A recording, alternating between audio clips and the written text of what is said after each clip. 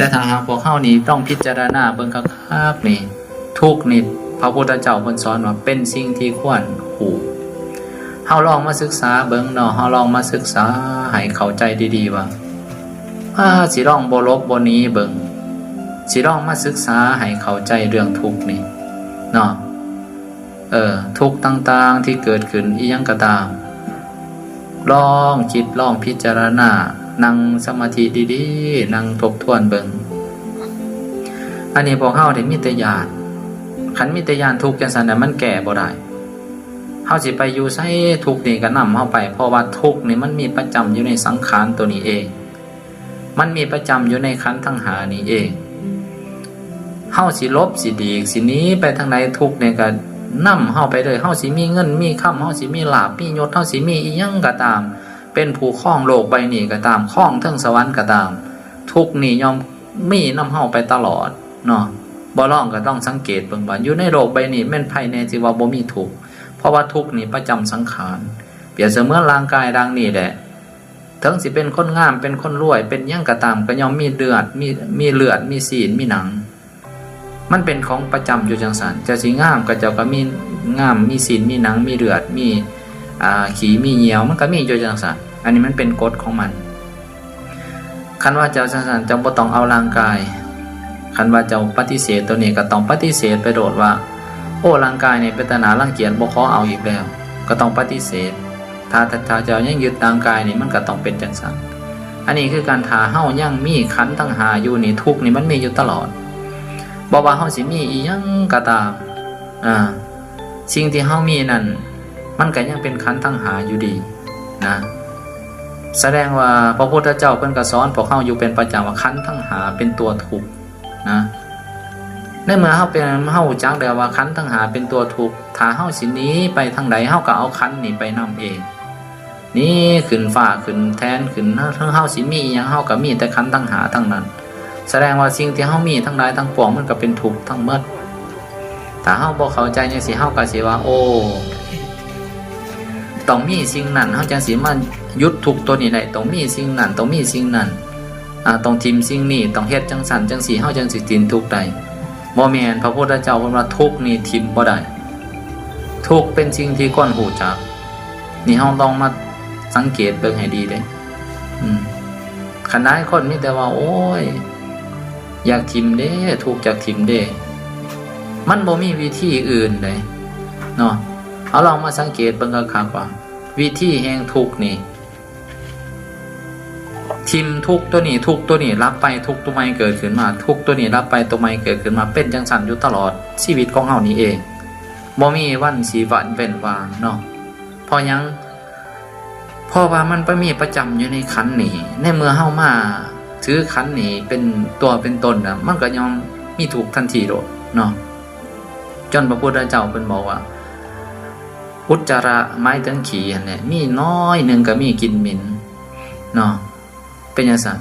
สังขารนี่มีน้อยนึงก็เป็นทุกข์เพิ่นว่าจังซี่ได้บัดนี้เฮาลองพิจารณาคำสอนของพระพุทธเจ้านี่คือมันเป็นธรรมคือมันถูกต้องนั่นแหละว่าซั่นซะคำสอนของพระพุทธเจ้าเพิ่นว่ามันถูกต้องแล้วมันเป็นธรรมแล้วเฮาก็ลองเปลี่ยนความคิดนั้นใหม่ว่าสิลองศึกษาทุกข์แต่บ่สิบ่หนีเวลามีทุกข์เกิดขึ้นนี่เบิ่งมันจังซั่นแหละเบิ่งมันอยู่หันจนมันดับมันเกิดขึ้นมาข้างหน้าอีกเบิ่งมันจนมันดับบ่ให้ดิ้นรนบ่ให้ทำจิตให้ไว้วันกับทุกข์ตัวนั้นเวลาสุขเกิดขึ้นมาโอ้เบิ่งมีตัวผู้หูอยู่นำตัวหนึ่งสิสังเกตเบิ่งมันคักๆเบิ่งว่ามันสิเป็นจังได๋น้อสุขตัวนี้เดี๋ยวมันก็ดับโอ้มันเป็นจังซี่นี่เด้ศึกษาให้เข้าใจคันพร้อมความเข้าใจแล้วมันก็สิบ่ไว้วันกับทุกข์ตัวนั้นคันบ่ไว้วันกับทุกข์ตัวนั้นแล้วก็บ่ว่าอีหยังสิเกิดขึ้นสิเป็นสุขก็บ่ไว้วันสิเป็นทุกข์ก็บ่ไว้วันแล้วจิตใจนั้นบ่ได้อยากได้สุขบ่ได้อยากได้ทุกข์ในเมื่อบ่ได้อยากได้ตัณหานั้นก็ห่วยลงมาความเบาก็เริ่มมีขึ้นเพราะว่าตัณหานั้นบ่ได้อยากได้อีหยังแล้วคนเฮาคุมื้อนี้สรุปแล้วสิ่งที่อยากได้ต่างๆบ่ว่าสิเป็นวัตถุหรือผู้คนนี่หยังก็ตาม กะย้อนมาบำรุงบำเรอตัวความสุขความทุกข์นี่เอง1ป้องกันความทุกข์ก็สิอยากได้มา2มาแล้วอยากได้ความสุขหันก็จริงว่าคนควยกันทุกมื้อนี่ดิ้นรนบ่ว่าสิเป็นการทำบุญหรือสิเป็นการหาทรัพย์หรือสิเป็นการหาซื้อหาเสียงให้หยังก็ตามย้อนมาบำรุงบำเรอตัวเวทนานี่เองคือตัวความสุขด้วยความทุกข์นี่มันมาบำรุงบำเรอตัวนี้คันอยากได้ตัวนี้แล้วมันก็เกิดเป็นตัณหาคือมันมีความอยากความต้องการคือเฮานี่แหละมีความอยากมีความต้องการอยู่ทุกวันนี้ก็ย้อนตัวเวทนานี่เองเฮาสังเกตเบิ่งย้อนตัวทุกข์ตัวสุขตัวทุกข์นี่เองหลังจากนั้นจิตเนี่ยมันก็เข้าไปยึดตัวนี้สมควรแก่เฮาตัวนี้บ่สมควรมันไปแบ่งแยกแล้วเป็นจังซั่นเด้ตัวนี้เฮาเลือกเอาตัวนี้เฮาบ่เลือกเอาแสดงว่าจิตเฮาก็บ่เป็นธรรมบัดนี้มันเป็นลักษณะแนวนั้นเพราะว่าหยังเพราะว่าสิ่งที่เกิดขึ้นนาสิคันเอาก็สิเอานำกันคันทิมก็สิทิมนำกันมันจังสิเอิ้นว่าเป็นผู้เป็นธรรมในเมื่อสิ่งหนึ่งเฮาอยากได้สิ่งหนึ่งเฮาอยากทิมอันนี้จิตเฮาบ่เป็นธรรมมันก็ได้ไปเกิดความตีกลับบัดนี้คันมันบ่เป็นธรรมเดี๋ยวมันก็ทุกข์แสดงอาการอันเป็นทุกข์ออกมาอันเป็นลักษณะแนวนั้นบัดนี้สิ่งที่เฮายึดนะสิ่งที่เฮายึดเฮาถือหั่นเอาสังเกตเบิ่งครับมันมีแต่สิ่งที่เกิดแก่เจ็บตายได้มาเบิ่งดองเบิ่งแม่สิ่งที่เฮาไขว่คว้าหาสิ่งที่เฮาแสวงหาสิ่งที่เฮาลบเฮาดีอีหยังก็ตามมันมีแต่ว่ามันเป็นสักแต่ว่าเกิดขึ้นแล้วก็รับเกิดขึ้นแล้วก็รับบัดนี้ครับมันเป็นจังซั่นแล้วเมื่อใดเฮาสิเจอของจริงมันบ่มีดอกของจริงที่ว่าเฮาสิไปเจอมันได้มีตั้งแต่ว่าเฮาคิดพิจารณาแล้วก็ว่าโอ้สิ่งเหล่านี้นี่มันเป็นสาระเป็นที่เพิงบ่ได้เนาะมันสิเอาหยังเป็นที่เพิงก็บ่ได้อันน่ะมาคิดเบิ่งแล้วยกตัวอย่างเฮาคิดว่าสิเอาร่างกายนี่เป็นที่เพิงมันก็เพิงบ่ได้เด้เฮาสิเอาความรู้สึกนี่ก็เพิงบ่ได้อีกเฮาสิเอาบุญนี่ก็เพิงบ่ได้เพราะว่าบุญนี่ก็เป็นสังขารอันหนึ่งจักหน่อยมันก็รับจักหน่อยมันก็เบิดอายุการใช้งานแม่นหยังที่ว่าบ่มีอายุอยู่ในโลกใบนี้บ่มีจักอย่างทุกสิ่งทุกอย่างมีอายุของมันหมดคันมันเป็นจังซั่นแสดงว่าสิ่งที่เฮายึดถือนี่มันก็เป็นสักแต่ว่าชั่วคราวเดี๋ยวสักมื้อนึงมันก็หายไปเดี๋ยวเฮาก็ต้องยึดอันใหม่ถืออันใหม่จักหน่อยมื้อนั้นมันก็หายไปก็ยึดอันใหม่ถืออันใหม่มันเลยบ่มีที่สิ้นสุดเฉพาะพระพุทธเจ้าเพิ่นว่าวัฏฏะสงสารบ่มีที่สิ้นสุดเกิดมาชาตินี้ก็มายึดเอาตัวนี้มาแสวงหาความสุขตัวนี้มาเฮ็ดจังซั่นจังซี่จักหน่อยก็รับจักหน่อยเกิดมาชาติใหม่อีกก็มาหาสิ่งใหม่อีกก็เลยวัฏฏะมันเป็นวัฏฏะมันบ่มีที่สิ้นสุดคันบ่มีที่สิ้นสุดจังซั่นเนี่ยพระพุทธเจ้าเพิ่นเป็นองค์แรกที่มาศึกษาว่าเฮาสมควรเนาะสมควรแล้วที่ว่า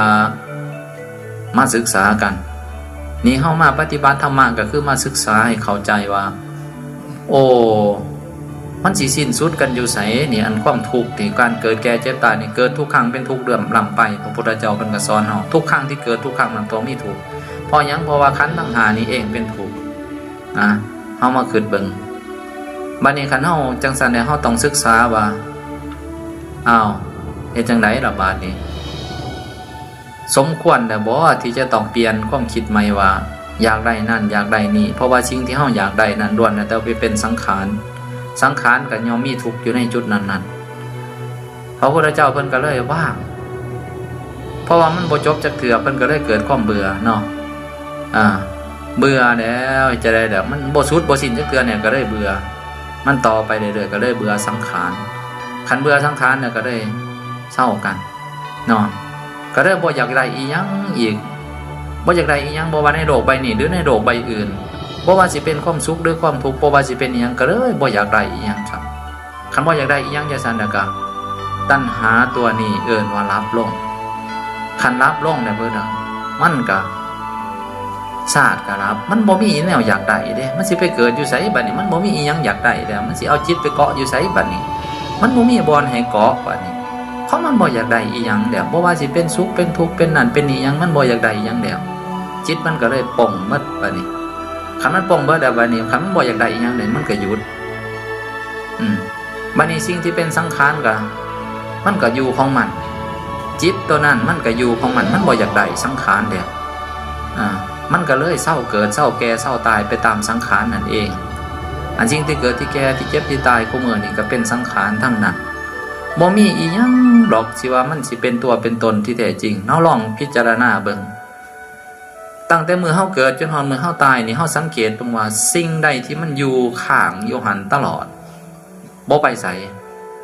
ร่างกายนี่ก็ยังมีการเคลื่อนไหวจะน้อยก็เติบโตน้อยๆก็มาเป็นผู้บ่าวจะน้อยก็มาเป็นผู้เฒ่าจะน้อยมาก็แตกสลายร่างกายนี่ก็เป็นจังซั่นบ่มีหยังดอกสิว่าสิตั้งอยู่หันตลอดกาลเนาะอันนี้เฮาควรน้อมศรัทธาเชื่อซะเชื่อพระพุทธเจ้าเพราะว่าเป็นหยังเฮาจึงคิดจังซั่นมันก็ความจริงมันก็เป็นจังซั่นเดี๋ยวนี้เฮายังคิดว่าอันนั้นคือสิดีอันนี้คือสิดีบ่มีหยังดีนะมันสิมีหยังดีเป็นหยังมันจึงบ่ดีเพราะว่ามันบ่ตั้งอยู่ตลอดกาลจังนั้นมันก็หายไปจังนั้นมันก็หายไปคันเป็นจังซั่นเฮาต้องเข้าใจในจุดนี้เพิ่มนะบัดนี้สิเฮ็ดหยังทำหยังก็ให้ว่างจิตคือกันกับคนขี่รถโดยสารตัวนี้เป็นว่างจิตขั้นพื้นฐานเลยถ้าผู้ใดว่างจิตคือกันกับอันเด็กน้อยได้เครื่องดินนี่แม่นตายแม่นทุกข์อยู่ตลอดกาลถ้าว่างจิตคือคนขี่รถโดยสารนี่สิเบาเนี่ยทุกสิ่งทุกอย่างที่เฮามีนี่ขอสมใส่ไปสัวได้ยามเวลาสักแต่ว่าบำเพ็ญเพียรนี่อันนี้ถูกต้องถ้ายังว่างบ่ทันได้เต็มที่คนขี่รถโดยสารเจ้านั้นเขาก็จ้างเงินแล้วก็ลงรถไปแล้วก็เดี๋ยวแต่เจ้าของรถสิเฮ็ดสิทำไปเขาก็บ่สนใจว่ารถสิเปะเพเสียหายหรือรถสิเป็นอีหยังสิต่ำสิส้นเขาก็บ่สนใจแล้วเพราะว่าเบิดหน้าที่เขาขี่แล้วเขาก็ไปลงไปแล้วก็แล้วไปในส่วนขี่นี่ก็มีความคิดอยู่จังซี่นะอันนี้เฮาว่างจิตเวลาเฮามาเกิดในโลกมนุษย์นี่หรือว่ากำลังเดี๋ยวนี้เฮาก็ต้องว่างแบบนั้นคันบ่ว่างแบบนั้นก็ทุกข์อยู่หั่นแหละทุกข์ก็ตายผสมกองทุกข์เนาะมันเป็นจังซั่นบัดนี้เพิ่นแบ่งเนาะธรรมชาตินี่มันแบ่งสิว่าจะได้มันแบ่งกลุ่มเนาะธรรมชาตินี่มันแบ่งกลุ่มกลุ่มหนึ่งนี่เพิ่นเดินว่ากลุ่มของโมหะมันก็แบ่งกลุ่มของโทสะมันก็แบ่งกลุ่มของราคะก็แบ่งกลุ่มความผิดนี่ก็มีหลายผิด1ผิดย้อนราคะ2ผิดย้อนโทสะ3ผิดย้อนโมหะมันผิดจังนี้แต่ก็กลุ่มธรรมะกลุ่มที่ถูกต้องมันแบ่งกลุ่มแม่นผู้ใดเป็นผู้ไปแบ่งธรรมชาติมันแบ่งเองมันเนาะลองมาสังเกตเบิ่งคือยกตัวอย่างเฮามีความอยากได้จังซี่นะอยากได้ตลอดนะเพราะว่ามันความพอมันก็บ่มีมันมีแต่อยากได้สิ่งที่เจ้าของต้องการตัวความอยากนั้นเป็นความผิดอันนี้เป็นกลุ่มหนึ่งเพราะฉะนั้นมันจึงจัดสรรให้อีกในกลุ่มหนึ่งเพิ่นเดินมาเป็นพวกเปรตเนาะพวกเปรตจัดสรรให้ไปกลุ่มนั้นเพราะว่าได้ให้ไปเกิดอยู่ในจุดนั้นซะจิตนั่นให้มันเพราะว่าจิตมันเกิดอยู่แล้วมันเกิดอยู่แล้วนี่มันบัดเวลานั้นมันก็ไปใส่อยู่ในจุดนั้นอีกจุดที่ว่าหลังจากกายมนุษย์นี่ตายไปมันก็ไปใส่อยู่ในจุดนั้นมันไปเข้ากลุ่มตัวนั้นนะ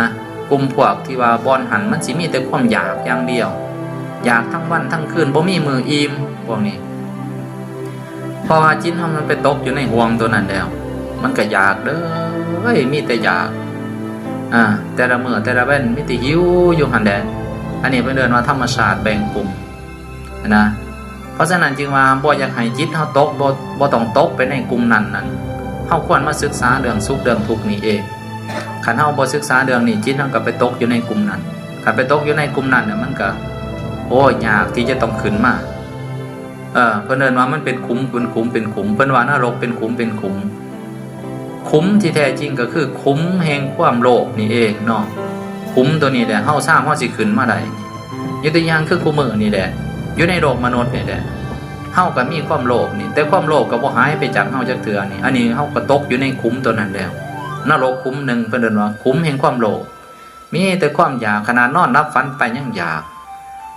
บ่แม่นอยากอาหารแต่ว่าอยากได้นั่นได้นี่เพื่อมาบำรุงบำเรอเชิงโตเวทนานี่เอง นะอันนี้กลุ่มอีกกลุ่มหนึ่งก็คือความโกรธขันถ้ามีความโกรธนี่ได้ร้ายนี่มันก็สิมีกลุ่มอีกกลุ่มหนึ่งเพิ่นเรียกว่ากลุ่มแห่งความโกรธเพิ่นก็สิจัดไปไว้พวกนั้นเบิดผู้ใดเป็นผู้จัดธรรมชาติผู้ใดมีความโกรธเพิ่นก็จัดไปไว้หั่นจัดไปไว้ในโลกใบนั้นก็ว่าแม่นในกลุ่มนั้นก็ว่าแม่นแต่ละมื้อแต่ละเว้นมีแต่อยากหายอยู่ในหั่นอยากหายอยู่หั่นแหละกลุ่มใดที่มีการจมกันบากลุ่มใดที่มีความอิจฉาริษยากลุ่มใดที่มีการขี้รักมักชกกลุ่มใดที่มีการฆ่ากันคั่วกลุ่มใดที่มีเมตตาสงสารกลุ่มใดที่มีจิตอันเป็นบุญเป็นกุศลมันมีบอลจำแนกออกไปเมื่อทุกกลุ่มจิตเฮาเป็นจังไดแต่มันก็ดึงเข้าไปในกลุ่มตัวนั้นโดดผู้ใดเป็นผู้ดึงก็จิตเฮาเองนั่นแหละเป็นผู้ดึงเข้าไปเพราะฉะนั้นบ่ต้องสงสัยเด้อว่าเฮาตายไปแล้วเฮาสิไปสู่จุดใดแต่เดี๋ยวนี้มันก็แบ่งกลุ่มพอแห้งแล้วอยู่ในจิตของเฮานี่ ธรรมชาติแบ่งกลุ่มแหละเพื่อนว่านรกก็ดีสวรรค์ก็ดีนรกก็มีหลายกลุ่มสรุปแล้วมันเป็นกลุ่มของไผของมันผู้ใดมีจิตอันใดมันก็ดึงเข้าไปสู่กลุ่มตัวนั้นมันเป็นลักษณะแนวนี้นี่อันนี้คือธรรมชาติที่มันปรุงมันแต่งบ่มีพระเจ้ามาสร้างพระพุทธเจ้าก็บ่ได้สร้างไผก็บ่ได้สร้างแต่ว่าความเป็นจริงมันเป็นเองเพราะฉะนั้นเฮาจึงคิดว่าจิตของเฮานี่มันอยู่ในกลุ่มตัวใดๆมันเป็นกลุ่มของกิเลสบ่กลุ่มของความผิดบ่ได้กลุ่มของความถือจะว่าเฮามาปฏิบัติธรรมนี่พยายามให้มันถือปฏิบัติธรรมเพื่อกำจัดความผิดนั้นออกไปความผิดก็คือตัวราคะนี่มันเกิดความผิดตัวโทสะนี่มันเป็นความผิดตัวโมหะมันก็เป็นความผิดอยู่หั่นแหละคันเฮาบ่สำราล้างมันก็ผิดอยู่หั่นมันก็ไปตกกลุ่มตัวนั้นมันก็ทุกข์ทรมานอยู่หั่นซ้ำสิขึ้นมาจากจุดนั้นใดก็บ่แม่นสิธรรมดาตามใดที่จิตยังบ่ทันเบื่อหน่ายกับความโกรธบ่ทันเบื่อหน่ายกับความโลภมันก็ตกอยู่ในหันคือบ่เข้าคู่มือนี่แหละถ้าบ่ได้ยินได้ฟังธรรมนี่มันก็ตกไปอยู่ในหันยาวนานเลยเนาะจนกว่าจิตมันเบื่อพุ่นน่ะไปเจอกันว่าสิ้นบาปสิ้นกรรมเมื่อใดจิตเบื่อได้เมื่อนั้นสิ้นบาปสิ้นกรรมถ้าเมื่อใดจิตยังบ่ทันเบื่อเมื่อนั้นบาปกรรมก็ยังมีอยู่ตลอดเพราะว่าเฮาได้เฮ็ดเด้อตามอำนาจของสิ่งนั้นคือความโลภจังซี่เฮาก็ได้เฮ็ดเด้อตามอำนาจของความโลภนั้นคือความโกรธจังซี่เฮาก็เฮ็ดตามอำนาจของความโกรธความหึงความหวงก็เฮ็ดตามอำนาจของมันไปเด้อมันบ่สิ้นบ่สุดเมื่อไรมาฟังธรรมของพระอริยะก็ดีฟังธรรมของพระสัมมาสัมพุทธเจ้าก็ดีมันหูตาสว่างขึ้นมาจิตพวกนั้นมันก็เลยเบื่อตัวความเฮ็ดตัวนั้นคันมันเบื่อแล้วมันก็หยุดบาปหยุดกรรมกับสิ่งนั้นแต่บาปกรรมตัวใหม่ก็ยังมีมาอีกเพราะว่าเฮายังบ่ทันเบื่อทั้งหมดมันสิเบื่อตัวหนึ่ง ยกตัวอย่างเฮาแต่งงานกับผัวนี่กับเมียก็ดีถ้าเฮาเบื่อผัวเบื่อเมียแล้วก็สิ้นสุดกันความสัมพันธ์ก็ขาดสะบั้นกันลงทันทีอันนี้เฮาเบื่อความโลภนี่นะเฮาเบื่อความโลภที่ว่าอยู่นำเฮามานานเฮาเบื่อความโกรธที่อยู่นำเฮามานานเฮาบ่อยากได้สิ่งเหล่านี้แล้วเฮาก็ปาคันปาแล้วกันบาปกรรมที่เกิดขึ้นกับความโลภก็ดีความโกรธก็ดีมันก็สิ้นสุดลงไปสินะอันนี้เพิ่นเรียกว่าสิ้นบาปเนาะบ่แม่นมาไปเสียเคราะห์ต่อชะตาบ่แม่นว่าไปเฮ็ดนั่นเฮ็ดนี่เฮ็ดน้ำรดน้ำมนต์นั่นนี่แต่ความจริงบาปกรรมมันสิเสียใดก็รู้ว่าจิตที่ของเฮาที่แบบว่ามันเบื่อเด้อมันเบื่อที่อยากหายเศร้าเวลาหายมามันเป็นทุกข์เวลาโลภมามันก็มุนมิดเงี้ยเบื่อจุดนี้แล้วก็เศร้าคันเศร้าจะสิแล้วก็สิ้นบาปสิ้นกรรมเพราะว่าบาปกรรมมันก็เกิดขึ้นมานำความโลภความโกรธนี่เองนะจะว่าเป็นจังซั่นอันนี้ก็อีกอันนึงเนาะแต่ว่าอันนี้เพิ่นเดินว่ามันแบ่งกลุ่มแต่มันก็เข้าไปเลิกอีกมันก็ต้องได้ไปอยู่ในกลุ่มตัวนั้นมันก็ต้องได้ไปเฮ็ดสิ่งนั้นไปเฮ็ดด้วยอำนาจของความโกรธหันกับซ้ำอยู่หันทั้งเฮ็ดทั้งใส่ทั้งเฮ็ดทั้งใส่อยู่หันแดตลอดกาลบัดนี้เมื่อไรมันสิได้สิ้นสุดโอ้ยยากเลยยากแห้งเลยเพราะฉะนั้นเวลานี้สมควรแล้วที่แบบว่าเฮาจะต้องรู้สึกได้ว่าพระพุทธเจ้าเพิ่นสอนว่าเฮาควรมาปฏิบัติธรรมเนาะควรศึกษาธรรมผู้ใดปฏิบัติสมควรแก่ธรรมผู้นั้นแหละชื่อว่าบูชาตถาคตอันสูงสุดบัดนี้เฮามาปฏิบัติมันบ่ทันสมควรนี่มันยังอยู่ห่างไกลอยู่เฮายังเฮ็ดบ่ทันสมควรกับมันจังว่าลองคิดเบิ่งมันเป็นตัวการที่สุดก็คือตัวเวทนานี่เองความทุกข์นี่แหละ ที่เฮาบีบคั้นเฮานี่คันมีความทุกข์แต่ก็เกิดมีความอีหยังหลายๆอย่างเพราะว่าเฮาอยากลบอยากดีอยากมีคันเฮาตั้งใจคักๆกับมันนี่บามันสิทุกข์ปานใดก็ตามสิเบิ่งมันเบิ่งเบิ่งมันจนใจขาดกับทุกข์พุ่นแหละมันสิแห้งส่ำใดวะทุกข์ทั้งด้านร่างกายก็ดีทั้งด้านจิตใจก็ดีบ่ต้องไปปรึกษากับผู้อื่นบ่ต้องไปอยากปรึกษาอยากระบายนั่นนี่บ่อยากเบิ่งเพราะว่าเฮาบ่เคยเบิ่งมันมีแต่เวลาทุกข์มาปุ๊บก็แล่นโดดเนาะจิตนั่นก็แล่นหาที่เพิ่งทันทีโดดอยากถิ่มอยากปัดอยากปายไปโดดน้ำเวลามีความทุกข์นั่นโทษจริงนั่นโทษจริงนี่โทษพี่สร้างนางใหม่โทษอันนั้นอันนี้เวลาเฮามีปัญหาโทษไปเบิดทุกสิ่งทุกอย่างแต่ว่าเฮาบ่เคยมาเบิ่งคักๆนี่มันตัวที่มันสิโทษมันนี่คือความดิ้นรนนั่นนี่มันสมควรโทษมอนี่โทษที่ว่าตัวความอยากนั่นเองเนาะเพราะว่ามันเป็นเหตุเป็นปัจจัยของมันเองโทษภัสสะนั่นเองเนาะพระพุทธเจ้าเพิ่นมาภัสสะยังมีการถูกต้องระหว่างอายตนะภายในกับภายนอกถูกต้องกันปุ๊บนี่มันก็เกิดเป็นทุกข์เป็นสุขทันทีบัดนี้จิตมันก็แค่ตัวทุกข์ตัวสุขนี่เนาะจังว่าขันน้องบ่ต้องนำสายปฏิจจสมุปบาทบ่ต้องนำไปไกลนำแต่ตัวเวทนานี่เองศึกษาตัวเวทนานี่ให้เข้าใจซะจังซี่นะลักษณะมันเป็นจังซั่นเนาะบัดนี้เฮาก็เบิ่งกลุ่มของเฮานำด้วยเด้ว่าเฮานี่อยู่ในกลุ่มใดกลุ่มแห่งการทรมานบ่หรือว่ากลุ่มแห่งการเบาบางเนาะนี่แหละจึงว่าซั่นความเห็นนี่สำคัญเนาะความเห็นผิดนี่เป็นอันตรายเนาะบัดนี้เฮาต้องคิดมันบ่มีหยังดอกอยู่ในโลกใบนี้ที่จะต้องว่าที่จะต้องทำให้ความปลอดภัยเกิดขึ้นบ่มีความปลอดภัยเพราะว่าสิ่งต่างๆหันก็คือความตายเท่านั้นเองบ่มีความปลอดภัยสิ่งที่เฮาสิปลอดภัยได้นี่ในโลกใบนี้หรือในโลกใบอื่นก็ตามมีตั้งแต่ว่าป้าเท่านั้นคันป้าเนี่ยคือการปลอดภัยคันบ่ป้าเนี่ยก็คือมันมีอันตรายทันทีอันตรายที่สุดก็คือจิตมันผิดนั่นเองเนาะจิตมันผิดนั่นคือความอันตรายที่สุด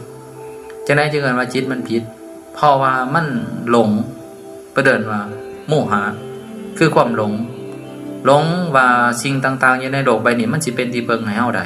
แต่ความจริงบ่เป็นที่เพิงให้เราได้จักอันมีแต่คือจังสันโดดคือพระพุทธเจ้ามันคือมันบ่มีหยังดอกสิว่าเป็นที่เพิงให้เฮาได้ในโลกใบนี้บ่จิตที่แท้จิตที่ผู้ฮู้เองนะจิตที่เฮาฮู้เองมันก็ยังเป็นที่เพิงให้เฮาบ่ได้นะแต่ว่ามันก็สักแต่ว่ามันเกิดอาการฮู้ขึ้นมาเข้าใจขึ้นมาบางคนก็สิคิดว่าเฮาต้องเพิงตัวผู้ฮู้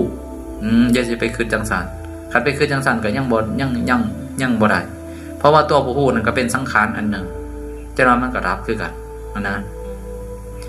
สรุปแล้วก็คือว่ามิตรจีดีโดดนะมิตรจีดีโดดบ่อยากได้อีหยังมิตรจีดีโดดนี่สบายได้เนาะแต่พวกเฮาก็บ่มักความมิตรบางครั้งความเงียบนี่ก็อันนี้อันหนึ่งความเงียบนี่ทำให้เสียงดังยกตัวอย่างคืออยู่ในวัดปาราณชินไซจังซี่มันเงียบจังซี่ทำให้เสียงมันดัง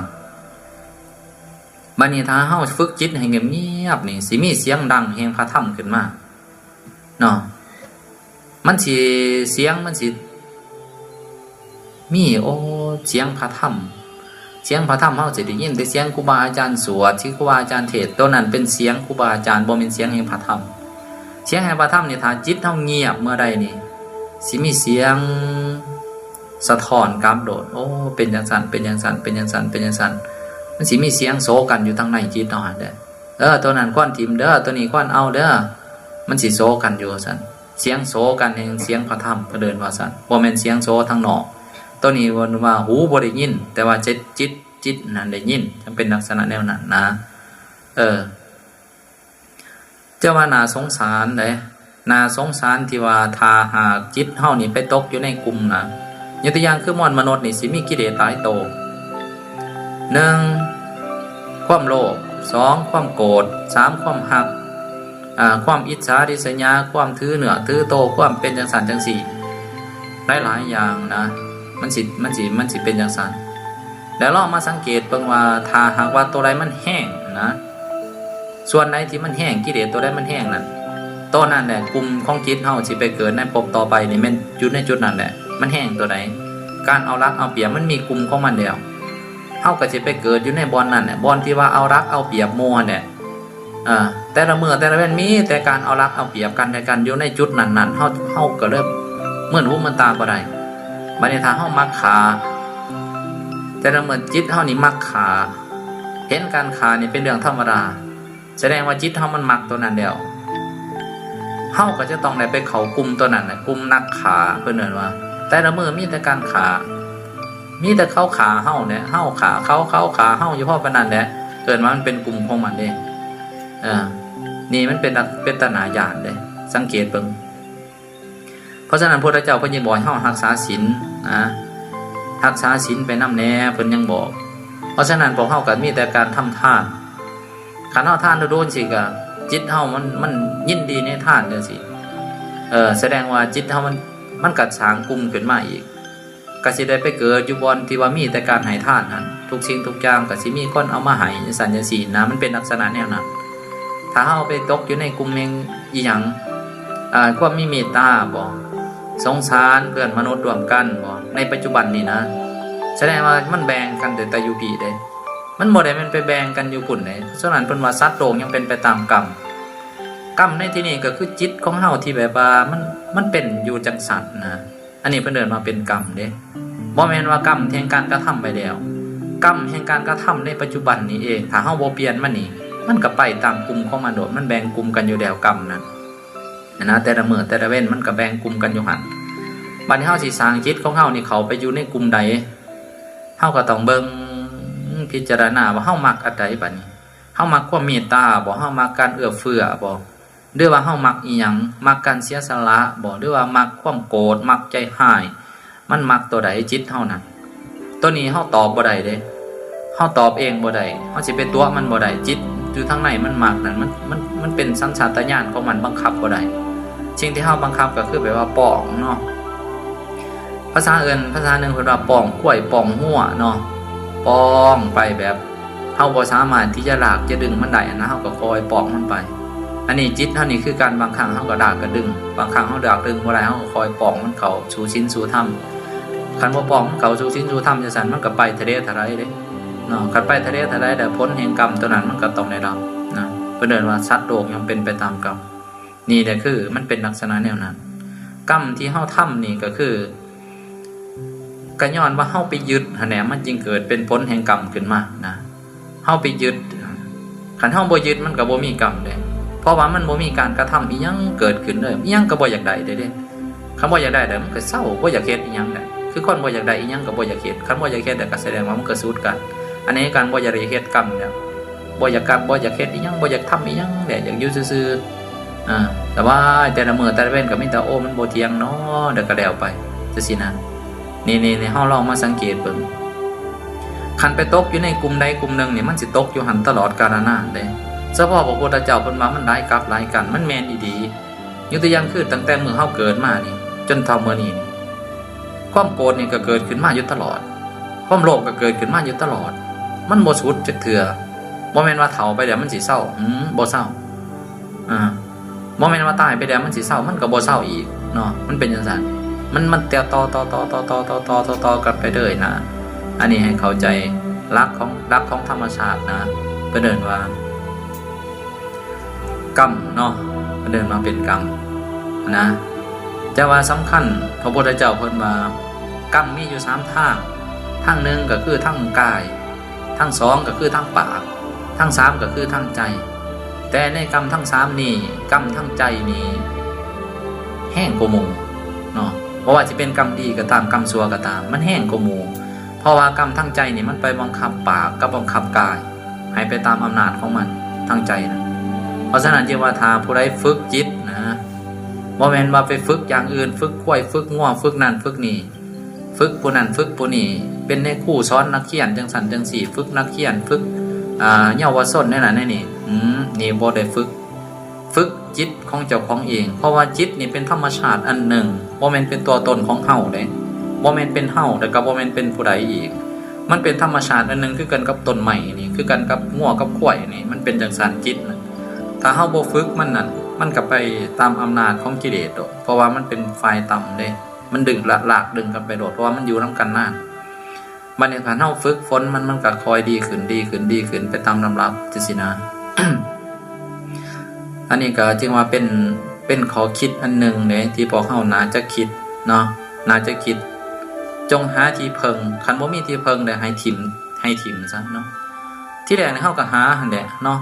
เฮาก็หาที่เพิงหั่นแหละบ่ว่าผู้ใดครูบาอาจารย์ก็หาที่เพิงหั่นแหละ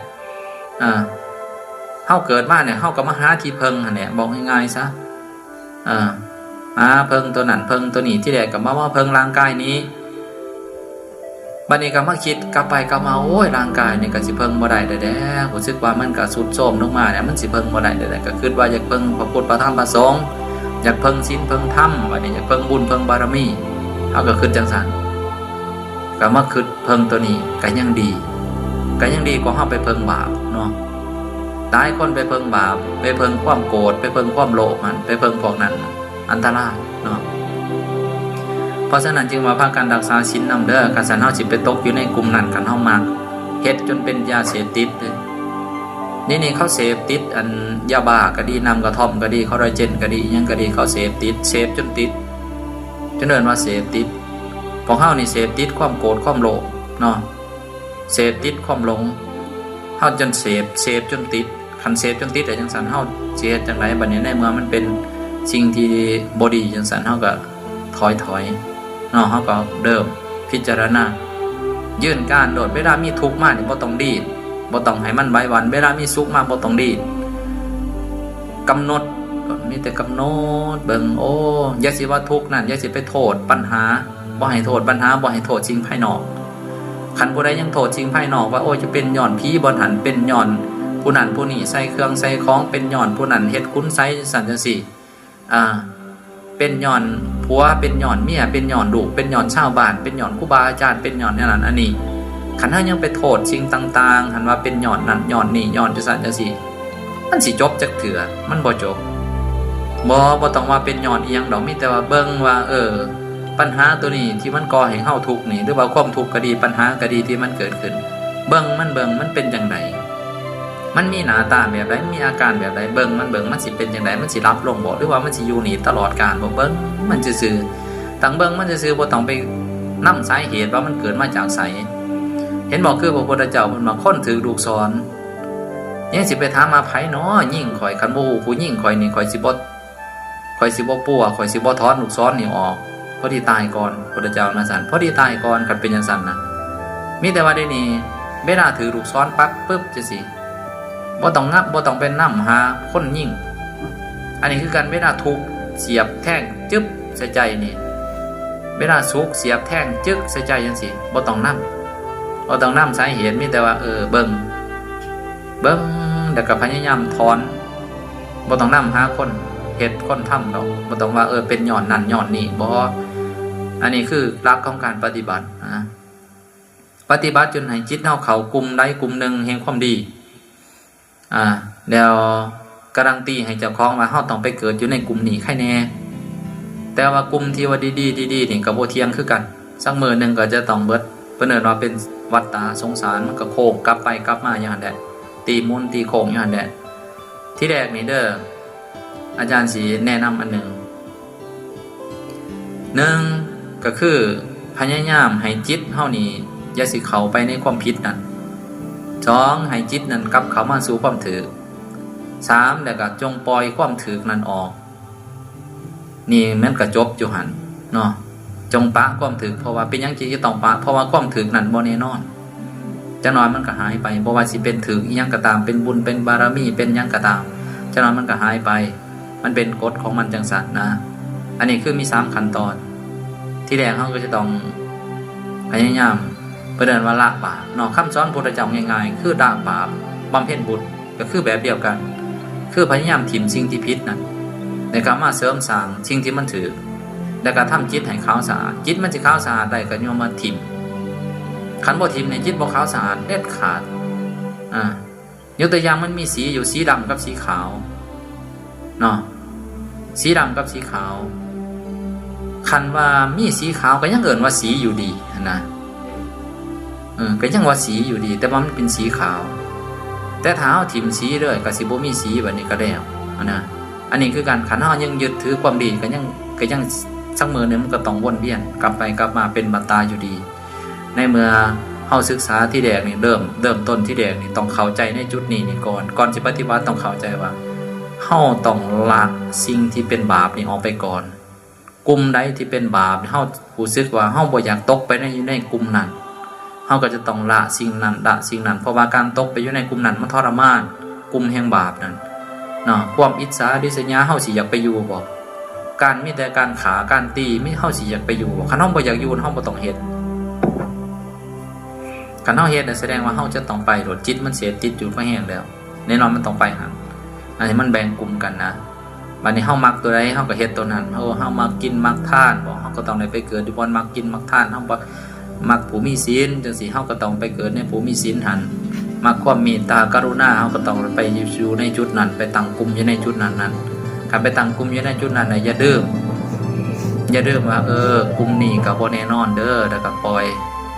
นี่มันเป็นจังซั่นนี่คือหลักที่แรกเฮาก็ต้องทำน้ำให้ใสน้ำมันขุ่นๆจังซี่เฮาก็ทำให้มันใสคันมันใสแล้วเฮาก็เดียวเห็นสิ่งต่างๆอยู่ในจิตของเฮานั่นเองคันจิตเฮามันใสน่ะจิตเฮามันสงบมันลมเย็นนะมันสิมีเสียงขึ้นมาเนาะเสียงแห่งพระธรรมคือเฮาได้เคยได้ยินว่าเสียงแห่งพระธรรมมันเป็นจังซั่นเนาะอันนี้อาจารย์เองก็ได้มาให้ข้อคิดเนาะซ้ำนี้ก่อนเนาะมื้อนี้ก็ยังสิมีอีกมื้อต่อๆไปก็ขอฝากธรรมะนี่ของพระสัมมาสัมพุทธเจ้านี่ไว้นำทุกๆคนเนาะก็ขอให้พวกเฮาเจริญในพระพุทธศาสนาเบิดทุกอาทุกองค์เบิดทุกผู้ทุกคนด้วยเถิด